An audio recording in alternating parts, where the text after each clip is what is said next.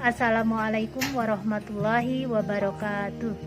Alhamdulillah pada kesempatan hari ini saya Halimah beserta rekan-rekan dari kelompok 5 Magang Bahasa Indonesia pada kesempatan hari ini akan membahas materi dengan tema sumber dan media pembelajaran Bahasa Indonesia untuk SD. Baik, untuk lebih jelasnya langsung saja kita simak pemaparan materinya.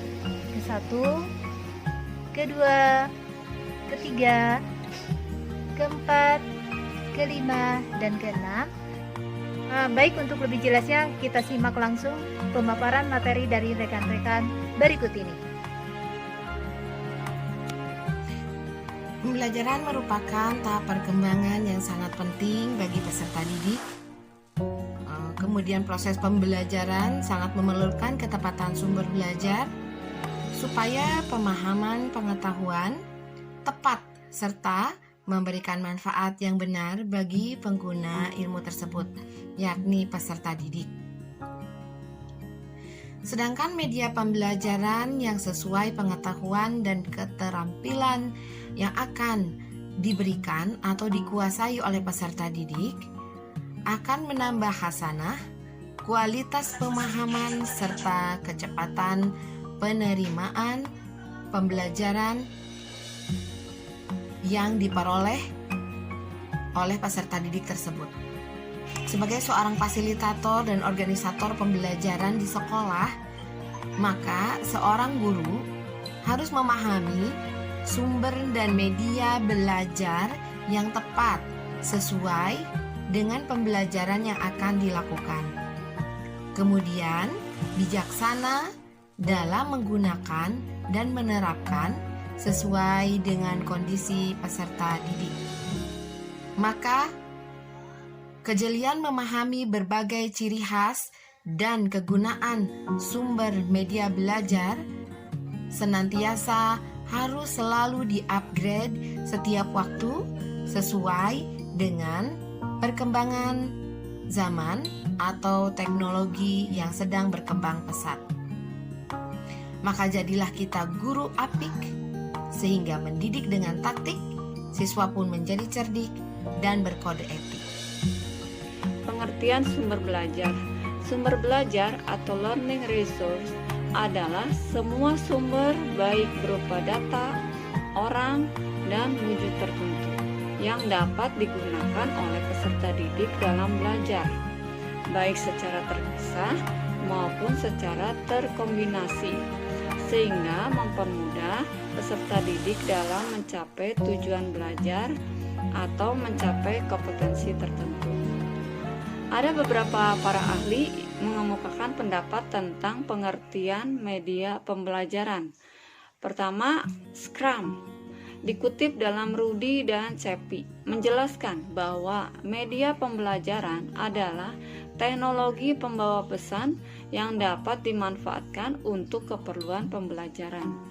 Kedua, dari Briggs, dikutip dalam Rudy dan Cepi, mengemukakan bahwa media pembelajaran adalah sarana fisik untuk menyampaikan isi atau materi pembelajaran seperti buku, film, video, slide, dan sebagainya.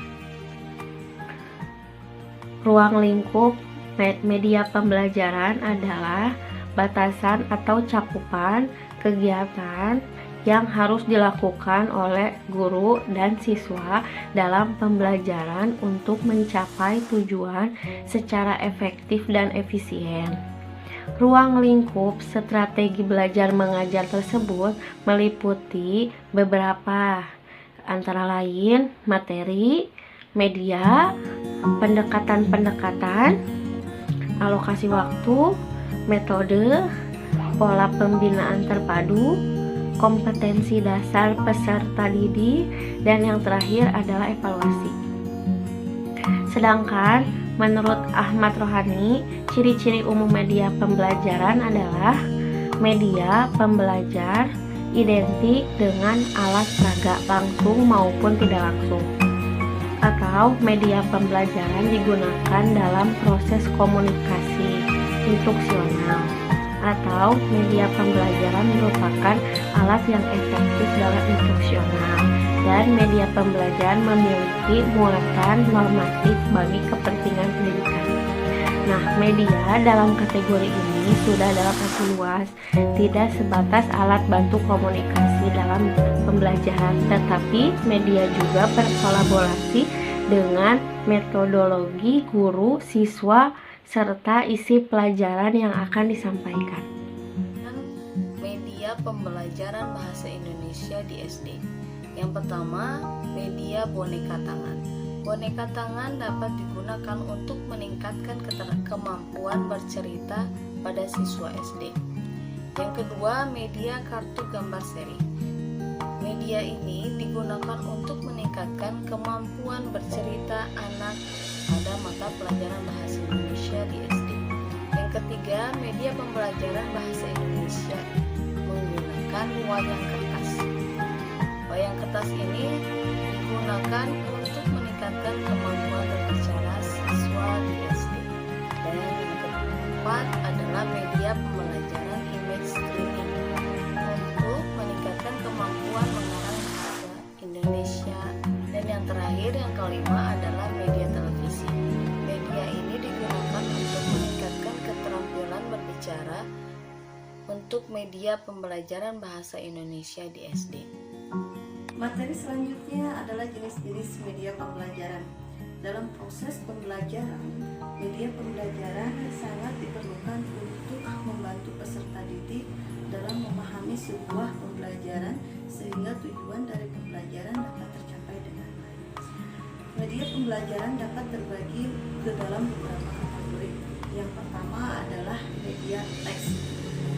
Merupakan elemen dasar untuk menyampaikan suatu informasi yang mempunyai berbagai jenis dan bentuk tulisan yang berupaya memberi daya tarik dalam menyampaikan informasi. Media yang selanjutnya adalah media visual. Media visual ini adalah media yang hanya mengandalkan indera penglihatan. Media visual itu terdiri dari dua. Yang pertama adalah media yang tidak diproyeksikan dan yang keduanya adalah media proyeksi. Oke, jenis media yang selanjutnya adalah media audio. Berfungsi untuk menyalurkan pesan audio dari sumber pesan ke penerima pesan. Media audio berkaitan erat dengan indera pendengaran.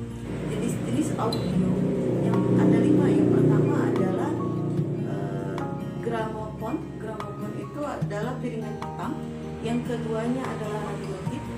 Ketiganya adalah kaset tape recorder. Yang keempat adalah compact disc atau CD, dan yang terakhir adalah radio.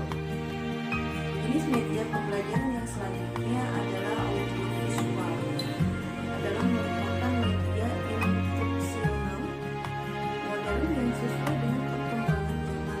Sebagian dari bentuk media audiovisual dapat diklasifikasikan menjadi 8 kelas. Yang pertama, media audiovisual gerak, contohnya televisi, film. Terus yang keduanya media audiovisual diam, contohnya selip bersuara. Kemudian yang ketiga adalah media audio semi gerak, contohnya media board. Terus yang keempat adalah media visual gerak, contohnya film bisu, film tanpa suara, hanya gerakannya aja gitu. Yang kelima, media visual diam, contohnya adalah gambar. Yang keenam, media semi gerak. Yang ketujuh adalah media audio, contohnya radio. Dan yang terakhir, yang kedelapan, media pembelajaran. Media miniatur adalah salah satu media pembelajaran yang bisa digunakan dalam proses pembelajaran pada materi gaya dan nilai. Itulah jenis-jenis media pembelajaran. Materi selanjutnya akan disampaikan oleh saya. Materi selanjutnya adalah tentang fungsi media pembelajaran. Menurut para ahli, fungsi media pembelajaran itu ada 3. Yang pertama menurut Levi dan Lenz, itu tahun 1982. Menurut mereka, fungsi media pembelajaran itu ada fungsi atensi. Maksudnya di sini sebagai visual, yaitu untuk menarik dan mengarahkan perhatian siswa agar berkonsentrasi. Kemudian ada fungsi afektif. Fungsi afektif di sini yaitu agar siswa itu terlihat menikmati proses pembelajaran. Kemudian ada fungsi kompensatoris. Kompensatoris ini maksudnya di mana siswa itu akan memahami teks yang akan dia baca, kemudian mampu mengorganisasi teks yang mereka terima. Fungsi media menurut Chen dan Baikang.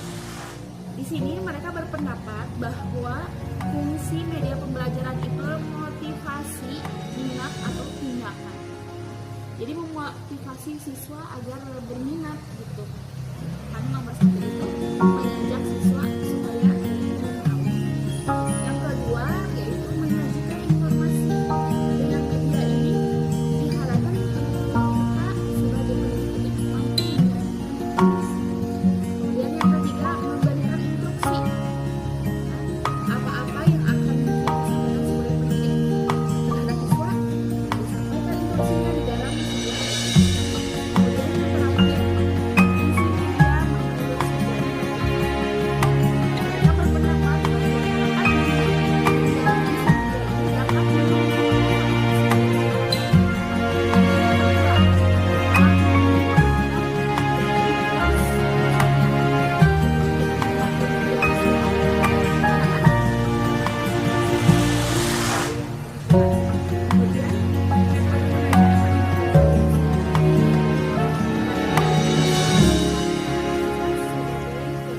kegiatan belajar tidak hanya mendengarkan namun mengamati, mendemonstrasi, melakukan langsung dan mengarahkan.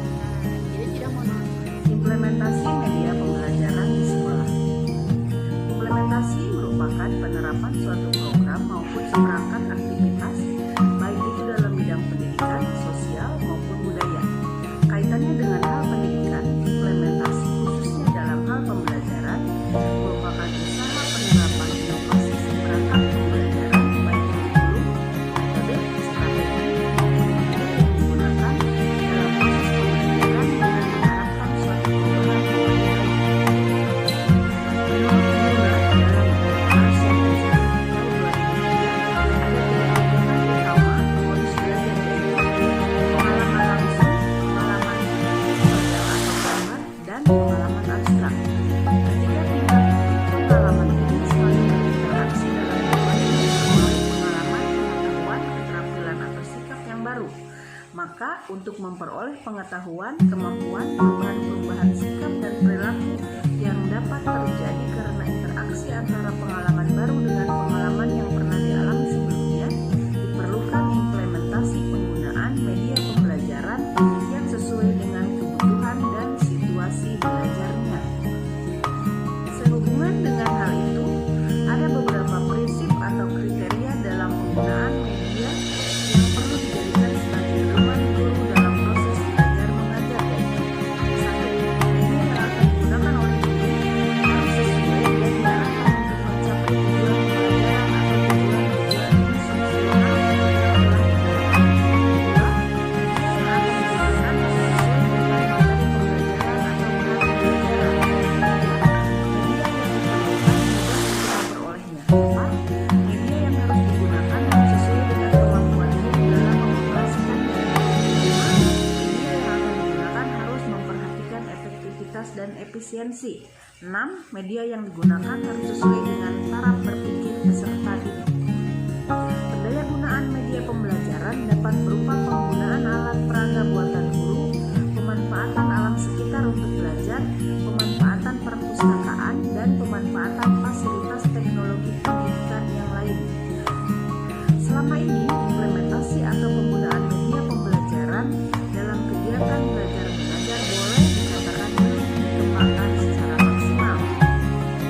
Memang sekolah-sekolah banyak menjumpai berbagai macam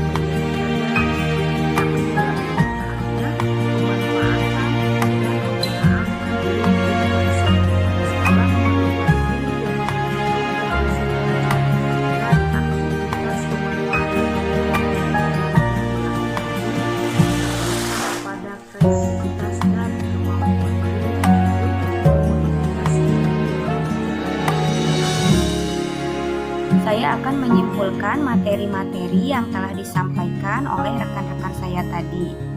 Pengertian sumber dan media pembelajaran. Sumber belajar adalah semua sumber baik berupa data, orang, dan wujud tertentu yang dapat digunakan oleh peserta didik dalam belajar. Kata media berasal dari bahasa Latin, yaitu medius, yang berarti tengah, perantara, dan pengantar. Dapat diartikan materi atau kejadian yang membangun kondisi yang dapat membuat siswa memperoleh pengetahuan, keterampilan, atau sikap. Media pembelajaran dapat terbagi ke dalam beberapa jenis, yaitu media teks, media audio, media visual, media audiovisual, dan media miniatur. Fungsi media pembelajaran adalah sebagai alat bantu pembawa informasi dari guru ke siswa. Media pembelajaran berguna sebagai alat bantu yang ikut mempengaruhi iklim, kondisi, dan lingkungan belajar yang diciptakan oleh guru tersebut. Contoh media pembelajaran bahasa Indonesia untuk sekolah dasar, yaitu diantaranya boneka tangan dan media kartu gambar seri, dia wayang kertas untuk meningkatkan kemampuan berbicara, media pembelajaran image streaming untuk meningkatkan kemampuan mengarang, dan media televisi untuk meningkatkan keterampilan berbicara. Implementasi merupakan penerapan suatu program maupun seperangkat aktivitas baik itu dalam bidang pendidikan, sosial, maupun budaya. Kaitannya dengan hal pendidikan, implementasi khususnya dalam hal pembelajaran merupakan usaha penerapan inovasi seperangkat pembelajaran baik kurikulum, metode, strategi, maupun media yang digunakan dalam proses pembelajaran dengan mengharapkan suatu perubahan yang lebih baik. Sedangkan media pembelajaran adalah alat yang dapat membantu proses belajar mengajar dan berfungsi untuk memperjelas makna pesan yang disampaikan, sehingga dapat mencapai tujuan pembelajaran dengan lebih baik dan sempurna. Baik, itu saja materi yang bisa disampaikan oleh kelompok 5. Terima kasih atas perhatiannya.